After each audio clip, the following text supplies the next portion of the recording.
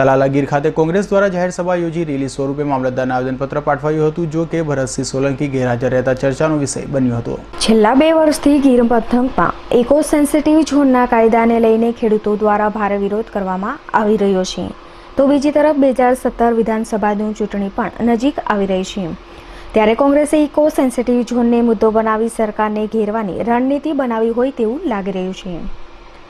Talala sugar factory ખાતે કોંગ્રેસ દ્વારા જાહેર સભાનું આયોજન કરાયું હતું, પરંતુ સભાના મુખ્ય અધ્યક્ષ અને કોંગ્રેસ પ્રદેશ પ્રમુખ ભરતસિંહ સોલંકી કોઈ કારણોસર ગેરહાજર રહેતા કોંગ્રેસના ધારાસભ્યોએ બાજી સંભાળી હતી।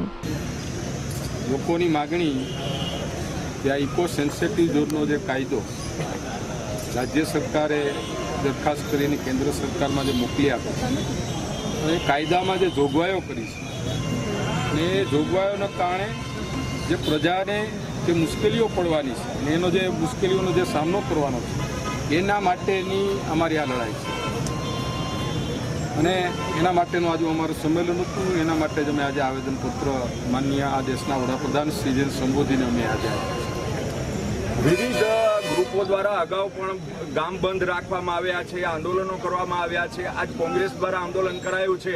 આગામી રણનીતિ સરકાર નહીં માને તો ઘણા બધા મોરચે આ છેલ્લા 2 વર્ષથી આમની લડાઈઓ કાયદા વિશેની હાલે છે, એમાં સર્વપક્ષીય કોઈ લડાઈ ચાલુ છે।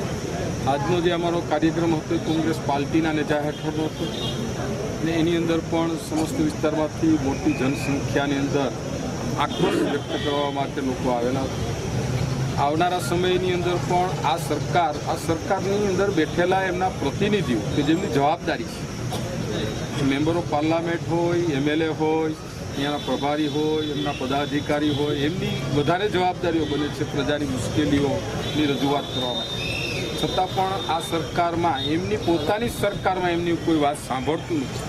એટલે અમારી જવાબદારી બને છે વિરોધ પક્ષ તરીકે કે અમે પ્રજાની સાથે અમારે આ મુદ્દા ઊભા થાય ત્યારે જેવું રહેવાનું અમારું એક કોંગ્રેસનો સિદ્ધાંત છે। એના ભાગ તરીકે આવનારા સમયમાં આ કાયદા સામેની પ્રજાલક્ષી વાતો માટેની કોઈ પણ લડાઈ કરવાની આવે તો એમાં કોંગ્રેસ પાર્ટી તૈયાર છે। તાલાલા ખાતે કોંગ્રેસ દ્વારા યોજાયેલી જાહેર સભામાં ઊનના ધારાસભ્ય પૂજા વંશ, માંગરોળ ધારાસભ્ય બારુભાઈ વાંજા, માણાવદર ધારાસભ્ય જવાહર ચાવડા, વિસાવદર ધારાસભ્ય હર્ષદ રીબડિયા સહિતના નેતાઓ હાજર રહ્યા હતા। પૂજા વંશે ભાજપ પર આરોપ લગાવતા જણાવ્યું હતું કે સ્થાનિક ભાજપમાં જૂથવાદ છે, જેને લઈને લોકો અને ખેડૂતો મુશ્કેલી ભોગવી રહ્યા છે।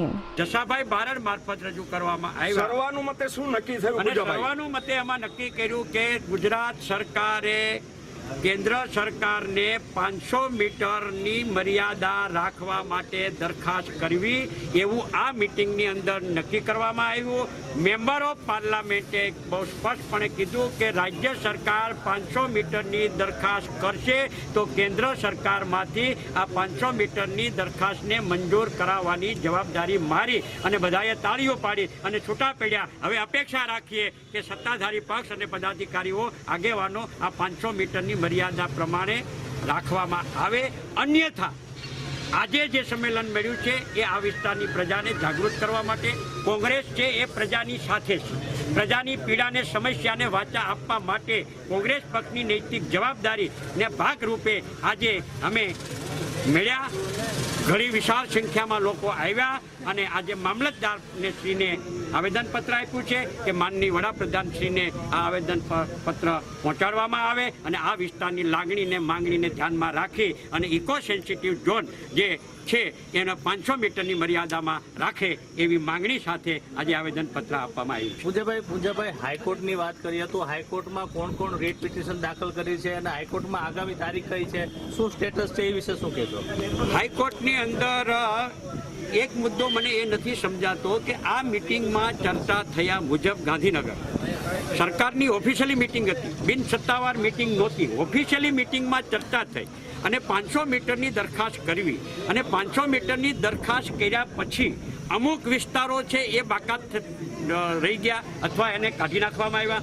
અમુક વિસ્તારને એમાં આવરી લેવામાં આવ્યા. 5 કિલોમીટરથી 9 કિલોમીટર છે, 17થી 20 કિલોમીટર સુધી અમુક વિસ્તારો નીકળી ગયા છે. એના ઉપરથી નકશા ઉપરથી બહુ સ્પષ્ટ દેખાઈ આવે છે કે રાજ્ય સરકારે 2 ભાગ પાડી દીધા.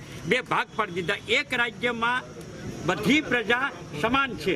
રાજ્ય સરકાર ને કેન્દ્ર સરકાર અત્યારે સમાન કાયદા લઈ આવવાની વાતો કરે છે, તો ગીર સોમનાથ જિલ્લા અને જુનાગઢ જિલ્લામાં અને અમરેલી જિલ્લામાં સરકાર દ્વારા કાયદો એક બનાવે અને એમાં એ કાયદામાં 2 ભાગ પાડી અને એક પ્રજાને અલગ કાયદો અને બીજી પ્રજાને અલગ કાયદો, આવી માનસિકતા ક્યાંથી ઊભી થઈ છે એ મને લાગે તપાસનો વિષય છે અને એમાં ઊંડું ઉતરવું જોઈએ અને એમાંથી સત્યને બહાર લઈ આવવું જોઈએ. અને આ સત્ય બહાર લઈ આવવાની જવાબદારી શાસક પક્ષના એના પદાધિકારીઓની છે એવું હું બહુ સ્પષ્ટપણે જાણું છું. અને લોકોને ગેરમાર્ગે દોરવાને બદલે સાચી હકીકત હોય એ વાસ્તવિકતા રજૂ કરવી જોઈએ. ઇકોઝોનના કાળા કાયદા સામે લોકો લડવાના મૂડમાં છે અને જો સરકાર આગામી દિવસોમાં જો કોઈ જ કાર્યવાહી નહીં કરે તો જનાક્રોશનો સામનો કરવો પડશે તેમ પણ વાત નક્કી દેખાય છે.